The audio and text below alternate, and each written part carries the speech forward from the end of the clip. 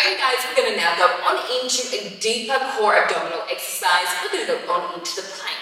Now this is a really universal exercise done across many industries of fitness, including Reformer Pilates. To use this apparatus, we're going to have a single balloon spring on, not a lot of tension on those springs because it can be quite strenuous on the upper body. Depending on your strength, I know a lot of ladies are happy to use a single balloon spring, so that's what I'm on today. My foot bar, I'm going to bring it down one notch and out of the way, pushing it on in. Okay, taking myself around to my reformer. I'm going to start off here in my backwards facing towards my shoulder blocks there. Taking my toes, feet are hip width apart, and I'm tucking my toes to the edge of that platform. To start here, I'm going to bring my hands down, just in line with the shoulder blocks, and I'm going to find my knees back under the hip line. I'm going to look down, brace through my core, lift, inhale, through the knees, exhale, extend into that deep plank position. Now I'm holding a plank and I'm going to be holding this position here.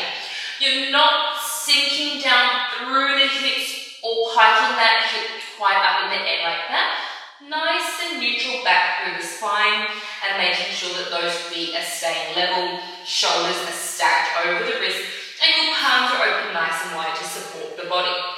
Breathe in through the nose and out through the mouth. Breathing in through the nose and out through the mouth.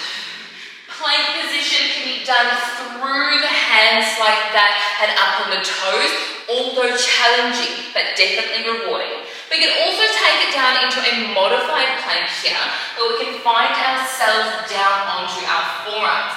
Again, palms are open wide, extending out nice and long through the plank.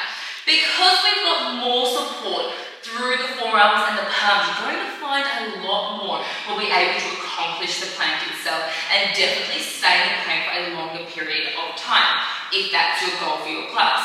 Again, hips are not sagging down or we're not hiking hips up. Shoulders are just over those elbows, hands are in line with those shoulder blocks there. Looking down. Breathing in through the nose and out through the mouth as we hold in that position. Taking ourselves into many different ways to plank on the reformer. That is us facing towards those shoulder blocks. We've also got the option to be facing towards the foot bar, hands on the platform. You may see this plank quite often. Making sure shoulders stay over the wrists here, lifting through the knees, feet against shoulder blocks, and it's an extended plank there and a hold.